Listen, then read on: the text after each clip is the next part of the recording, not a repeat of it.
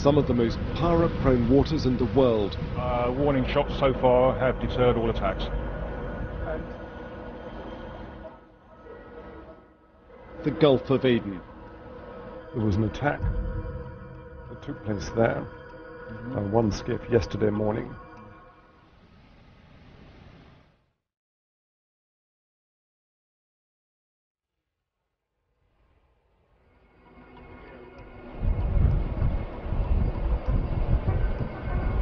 Having the armed security team is the best solution to protect the ships against the piracy act.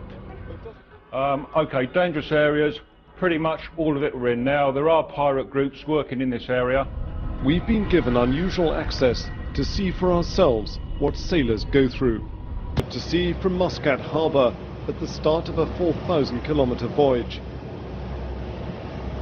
For the next 10 days, this tanker will be my home.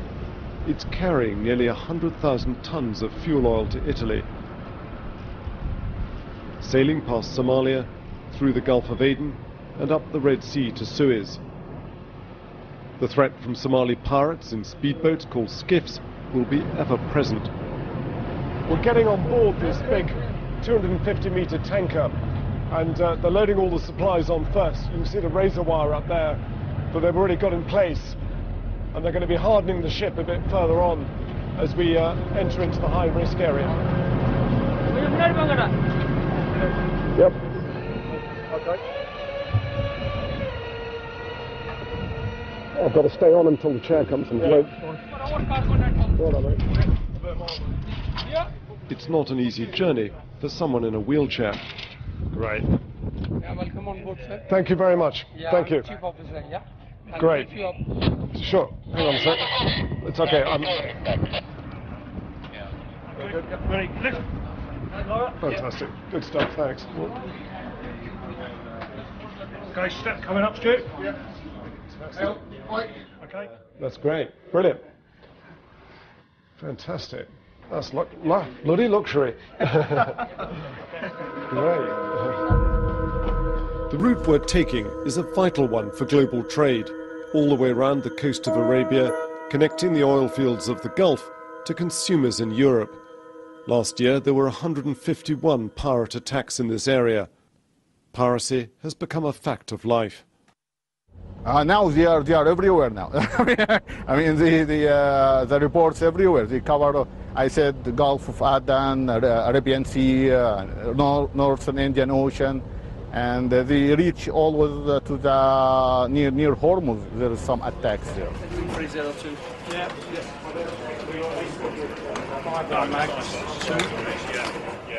The ship has an armed protection team, former British Royal Marine Commandos. Since I've been doing this work, I've had to fire 3 times, 3 warning shots, yeah, on various different jobs, yeah. Last score on this is 9692. It's a controversial measure. Not everyone approves of having weapons on commercial vessels, but the owners made it mandatory for this route after one of their tankers was hijacked last year.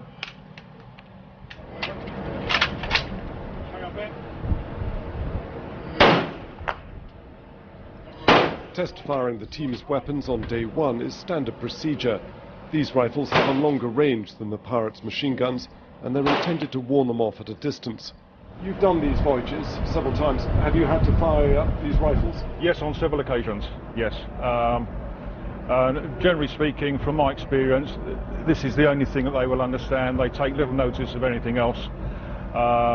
So a perfect weapon for the job. Critics of having armed security teams on board will say, well, this is only going to make the whole business of piracy more violent. What are your rules of engagement? Rules of engagement are, as back in the UK, you can only use lethal force as a very last resort in order to preserve life. We have various levels of escalation initially. If we see a skiff or a hostile attack coming towards us, we will try and contact the vessel initially on VHF to ascertain their intentions, but generally speaking it's pretty obvious when it's going to be hostile or not. What we'll do then is show a presence on the bridge so they can see that there's a security team on board, Following that, we'll show weapons, we'll raise the weapons in the air, just to emphasise the fact we are armed. If they persist, we'll consider using flares, but generally speaking, things happen very fast. After that, we'll consider using warning shots, and in my experience, 9 times out of 10, this generally is enough to focus their attention and deter them from attack. Deterring pirates takes many forms. It's called best management practice. It includes hardening a ship with razor wire before it sails through pirate waters. This tanker may dwarf the pirates' boats in size, but the pirates use ladders and grappling hooks, and they can scale a 7-meter hull with terrifying speed. Once on board, they'll be racing for the bridge to take control and capture the crew. Cheers. Great, okay, if we could just have a wander around the stern. We just want to look at the defences really and see if there are any vulnerable areas. Mark Easom is a former Sergeant Major in the Royal Marines. As team leader, contracted by the shipping company, it's his responsibility to make this vessel as safe as possible. That can be used to assist pirates in boarding. Oh, yes. So anything like that, we'll get it tucked away in the boatswain's locker or something like that. Yeah, okay. The stern of the vessel is the most vulnerable area. So if possible, if you've got the wire on board, I'd like to see another coil of wire just around the stern. Maybe from somewhere around here. So, one more layer, you mean? That would be great, layer, yeah. But as you can see from the bridge rings there, we've got cover from the stern from that bridge ring. And the same on the port side as well. And regarding the fire hoses and all, just have it. More than anything, it's a great visible deterrent. Because if we do see any skiffs, they'll be looking at us. So if we activate the fire hoses, they'll know that we know, so everyone's aware. So that might just be enough to deter them. One technique the pirates use if they can get close is they use a grappling hook and a bucket to try and drag this off the railings. So if they use wire or something a bit more robust, that would be great. Putting out coils of razor wire like this is just one of the protective measures that ship's crews are now using to defend themselves against pirates when they go through the high-risk area. That comes alongside using water cannon, electrified fences and armed security guards. If you see anything suspicious at all, please notify the officer of the watch, or don't be afraid to shout out and let one of the security team know. There'll be one of us on the bridge 24 hours a day. Down in the mess room, the security team leader briefs the whole ship's crew on the risks they're about to face. There are some red crosses on here. I haven't inundated this with crosses. These show areas where and positions where there have been recent attacks. And only 3 days ago, a vessel was pirated in this location. As you can see from our position, which is currently about here, we're now right in the thick of it. Okay, dangerous areas. Pretty much all of it we're in now. There are pirate groups working in this area. We should have a bit of protection from the warships down here, but we still need to remain vigilant. Pirate attack. Pirate The captain attack, sounds the drill, pirate hoping they attack. will never have to do this for real. Security code. Red. Code red. All officers crew to move to Citadel. Code red. Yeah, once everybody moves. The whole crew and our team practice what to do if pirates succeed in getting on board. Evacuate everyone down to this control room, the Citadel, and drive the ship from here while radioing for help. Upstairs, third engineer, fourth engineer, electrical engineer, bosun. The system only works if everyone's accounted for. If the pirates capture a single seafarer, it turns into a hostage situation. Then warships don't usually send anyone to the rescue. There was an attack that took place there by one skiff yesterday morning. 2nd of March, merchant vessel pirated approximately 150 north, nautical miles northeast of Madeira. So that's at 1634 north. So one was actually pirated there 4 days ago. Literally 20,000 ships are passing through this area every year. At any one time, there are at least 4,000 ships in this whole area. So we're doing what a lot of people are doing the whole time, but the whole area is considered to be high risk for pirates. And we're currently, right now, about here, just about here. There was a group of suspicious pirate skiffs seen just here 4 days ago. There was an actual pirating that took place here, just east of Socotra, where a ship was attacked and actually successfully pirated and taken off to Somalia. There was another attack just 24 hours ago here, right at the edge of what's called the internationally recommended transit corridor. This is something where the navies, the world navies, gather together convoys of ships and escort them through what used to be considered the most dangerous part of the voyage. Actually, to be honest, the whole lot is dangerous, but this is where there had been a lot of attacks in the past. And there was an approach, but the ship had armed guards on board. They fired, and the vessel is now safe.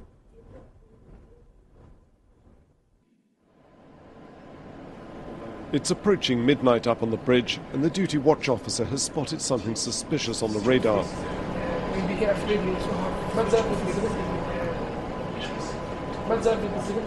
A distant blip heading towards us. So as we keep an eye on that, we'll look at it every couple of minutes or so. Okay. See if we get any closer. Well, we've got a fairly typical instant here. It's nighttime, we're up on the bridge, and on the radar they've spotted a vessel that appears to be trying to cross very close to where we're going to be. It's not heading straight for us, it's heading for where we're going to be in a few minutes' time. And it's all about this thing called CPA, closest point of approach. The actual range we are from it is 6 miles, but in a few minutes' time it will be just 4 miles from us. Now, that's still far enough for it to be okay, but if it goes down to about 3 miles, then the team leader here is going to be a little bit concerned, start putting the laser on it, perhaps wake up some of the guys who are off duty and get some extra sentries out.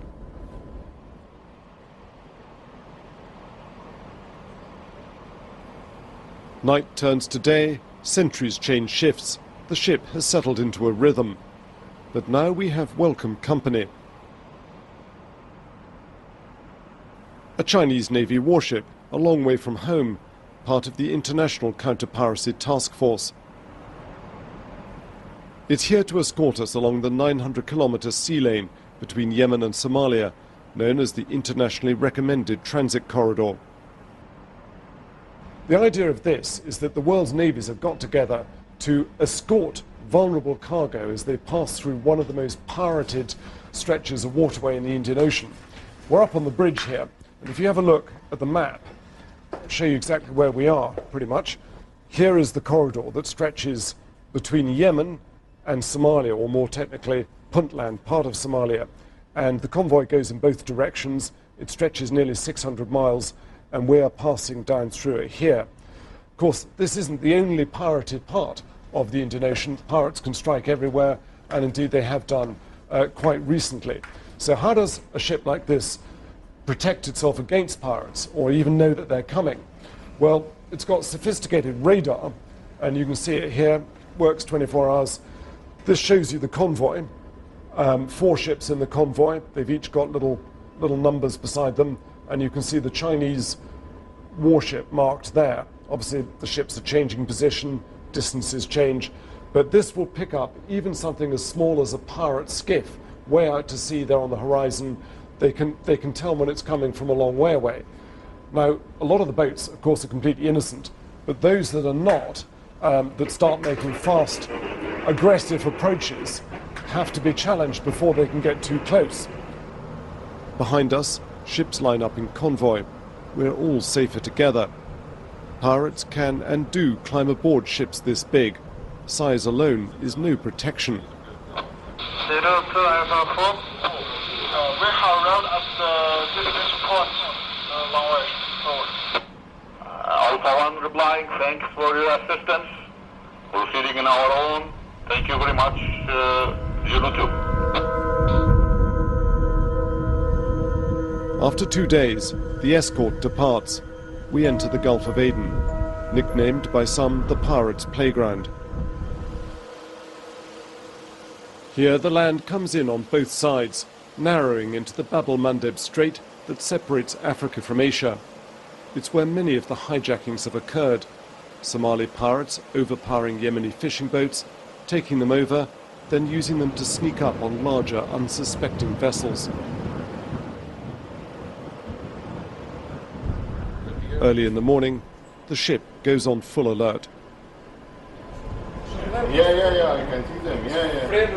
Yes, you can see them. Somewhere off Djibouti, a situation develops. Call the team leader. Well, we can go to port a bit now and see if that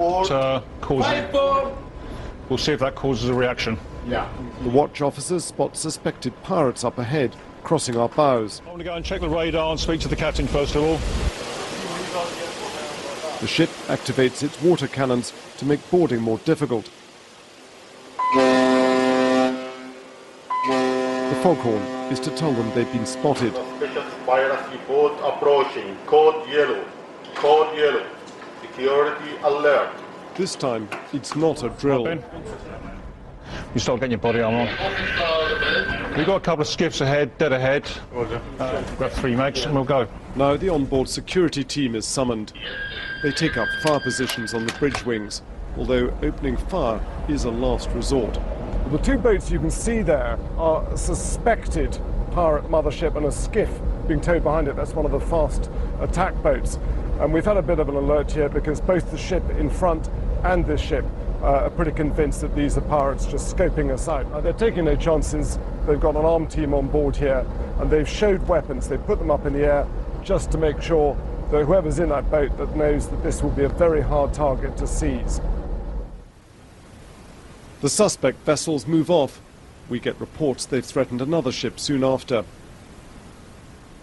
They look harmless, and yet it was exactly boats like these that attacked an unprotected sister ship, the MT Zirku, last year.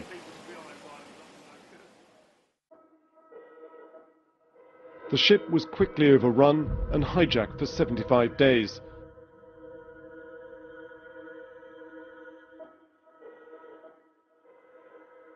The crew took these pictures. They said it was a living hell.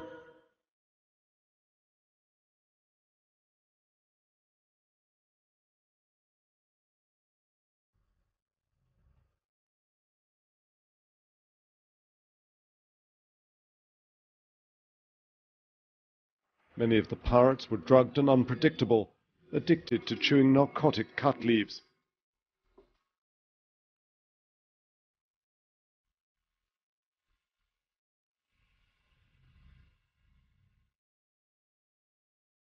They will pull the trigger. One of our crew is still haunted by his experience on another that was unprepared for pirates. They narrowly escaped being hijacked. 4 times they fired RPG, rocket propelled grenade. I'm scared. Looks like I was in the engine room. I feel I'm flying.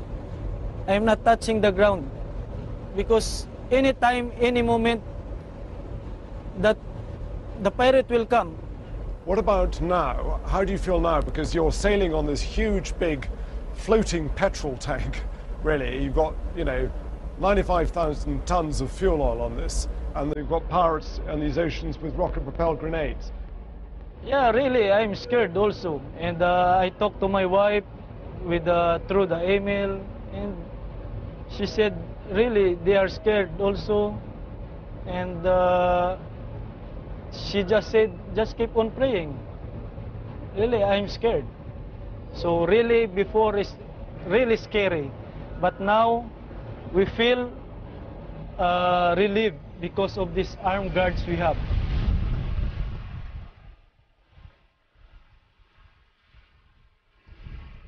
Not all flag states permit armed guards. Britain only recently allowed them. This vessel has had to be reflagged to Panama to permit them on board. But the captain has few doubts where he stands. It makes a very big difference. Yeah, having the armed security team is the best solution to protect the ships against the piracy act. Plenty of ships are so fast or so high in the water, their owners believe they don't need armed guards. Some companies can't afford them, others disagree on principle. There's also the risk that as this maritime security business grows, it will attract fly-by-night operators who shoot at boats indiscriminately. Even some Italian Marines recently mistook Indian fishermen for pirates and opened fire on them. At the moment there are talks going on in London to enforce regulations and bring this into the industry. As Cameron has already said some time ago, that British flagships are now going to be permitted to carry armed teams on board.